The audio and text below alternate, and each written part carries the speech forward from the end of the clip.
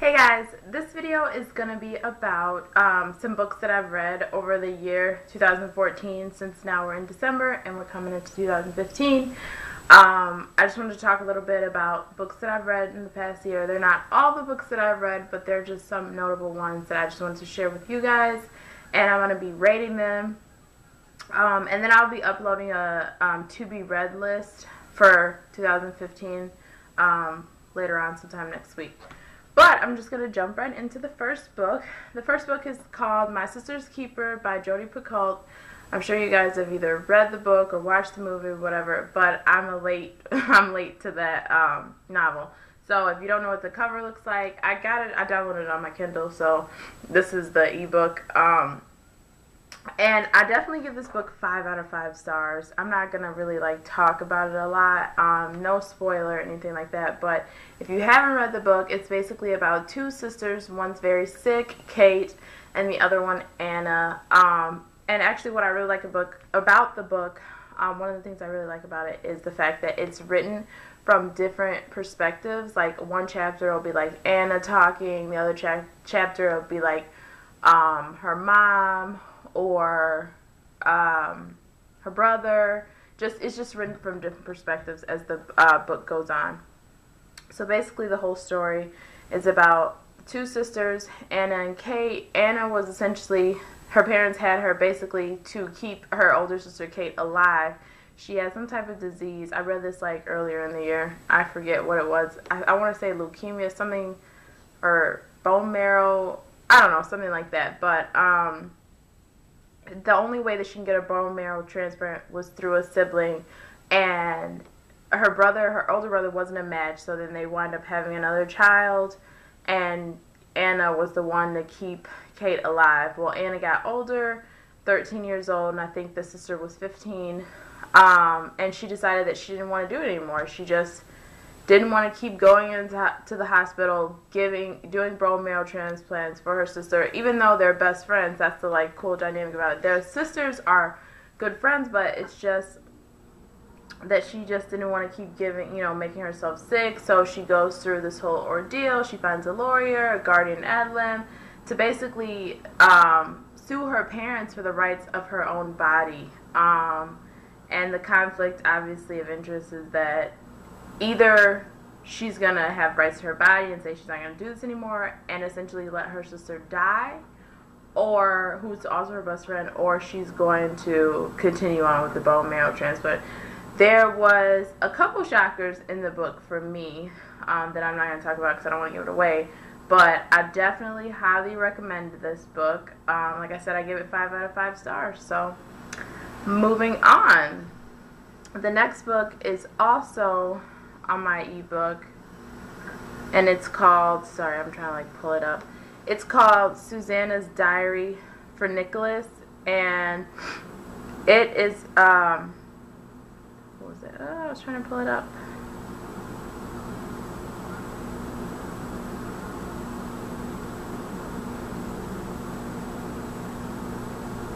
I don't know whatever. Okay, so Susanna's Diary for Nicholas, I'll probably insert a picture, is by James Patterson, and it's also a really good book, but I gave it a 4 out of 5 stars, only because there was a portion in the book that was kind of moving slow, and it's come on, let's go. But it was overall a really good book. That book is about basically a diary. Suzanne is the mother of Nicholas, and she's writing a diary to him. When she was younger, she was told that she wouldn't be able to have kids, and she had also some sickness. That's kind of weird. And she was told that she wouldn't be able to have kids. So she wound up getting pregnant with Nicholas, and she's writing this story, the diary for Nicholas, before he's even born, until he's a baby.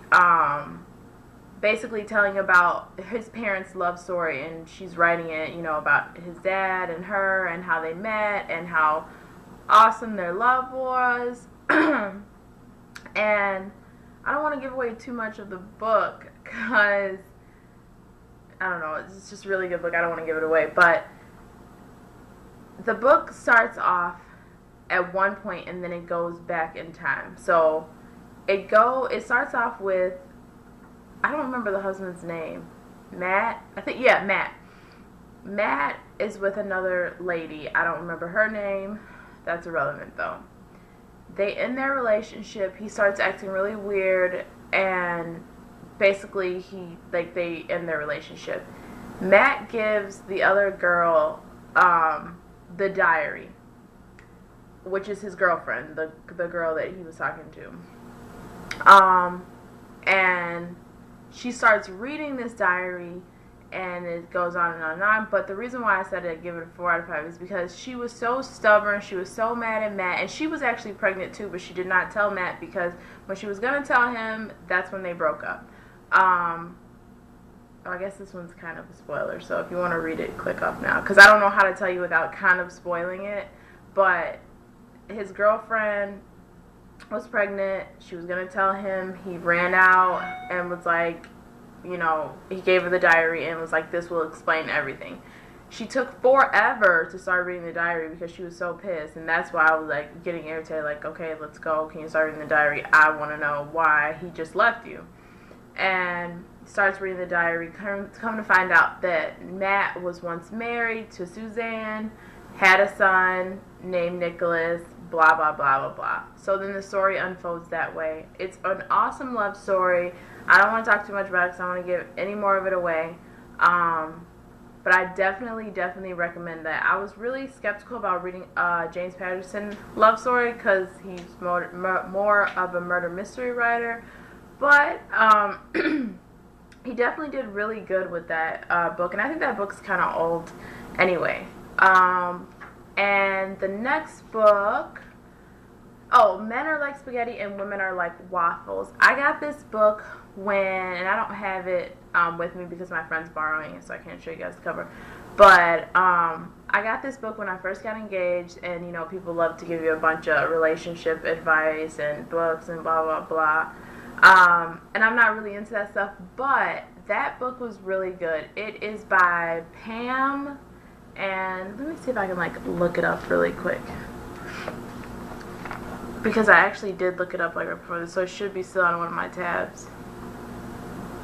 Oh, it's still up. Okay, so Bill and Pam Ferrel, and it's just basically about understanding and trying to understand your differences as a man and a woman. And it gives the analogy that women are like spaghetti. They have so many thoughts running on in their head, and they're doing so many things at once. And men are like waffles in the fact that they compartmentalize everything, boxes, type thing, like waffles.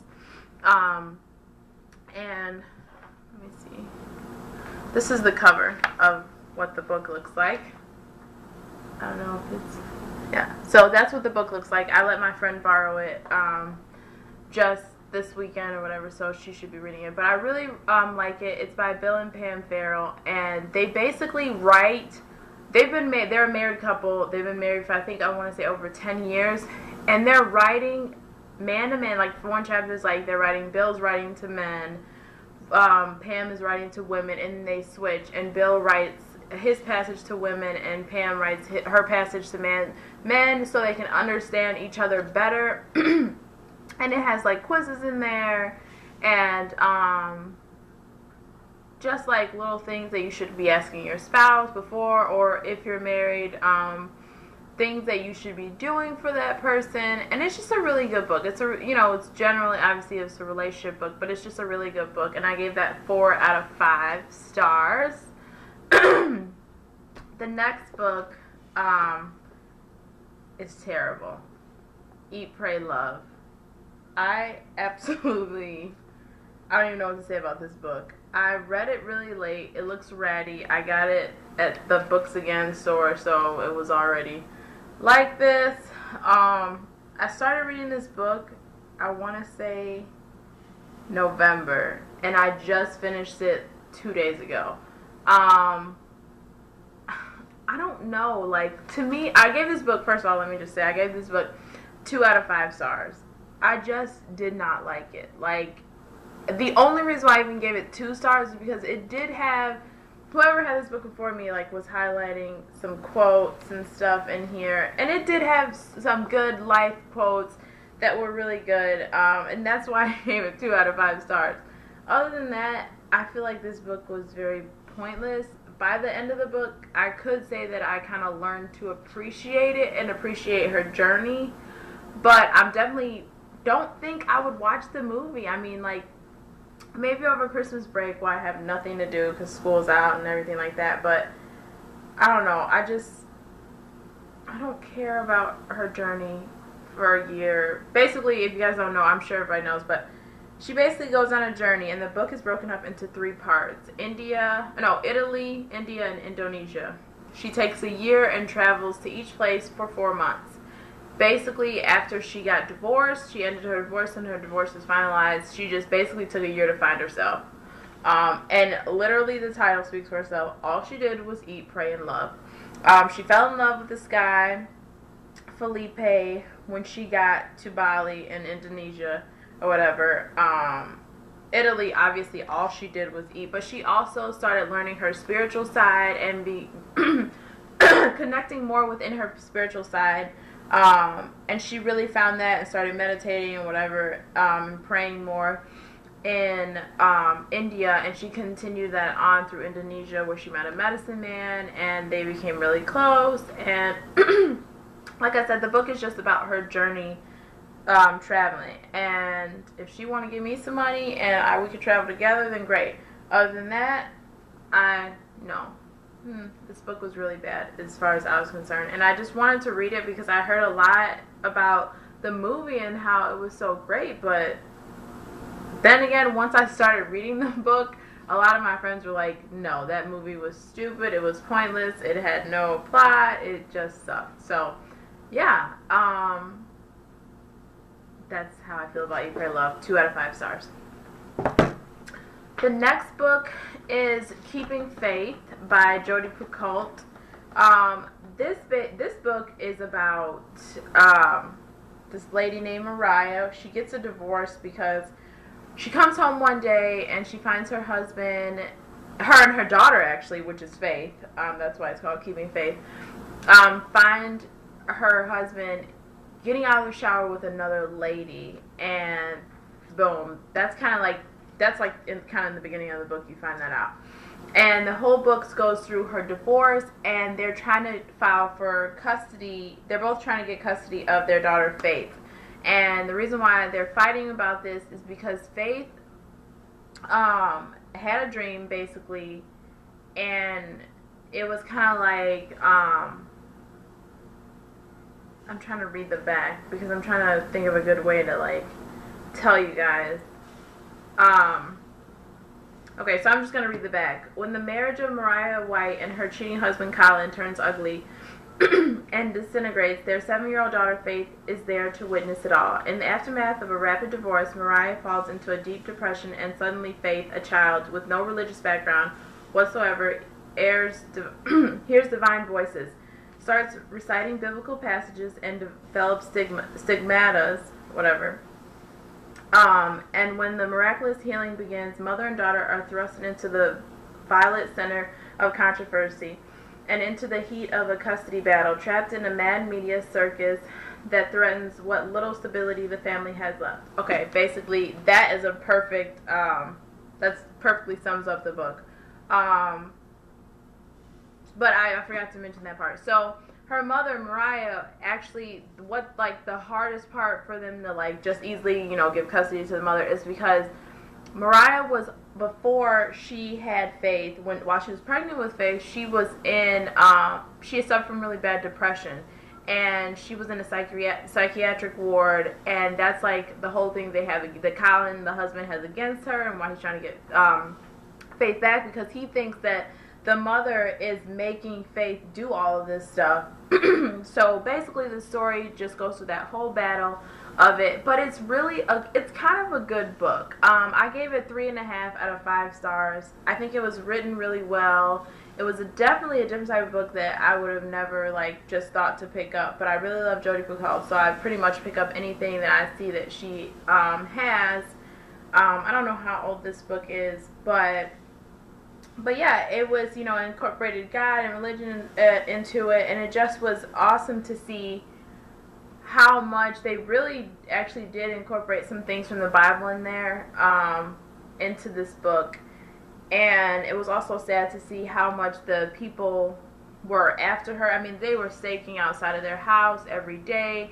People were coming to see if Faith can heal their children and blah, blah, blah. So it was a really good book. I really enjoyed it. So 3.5 out of 5 stars. Next book is 50 Shades Darker. Okay. I did not read 50 Shades Freed. I have all 3 of the trilogy. This is the second in the 50 Shades trilogy. And, you know, obviously the first one is just 50 Shades of Grey. If you guys don't know anything about it, it's erotic sex book. And it deals with dom and submissive and stuff like that. A whole new sex world. And this book, after the first, you know, him and Anna, they really fall in love with each other. They start getting a house. By the end of the book, spoiler, sorry, she winds up pregnant. And I gave this book a 3 out of 5. And the only reason why I did that because I know people are going to say stuff. I know people love 50 Shades of Grey trilogy. But I just, like, Christian Grey's background story is what got me to the next book. But I just can't keep reading about their sex life every day. I don't know, like, it's the same sex scene over and over and over again. He's using whips and chains, blah, blah, blah, essentially hurting her, but somehow twisted way she likes it.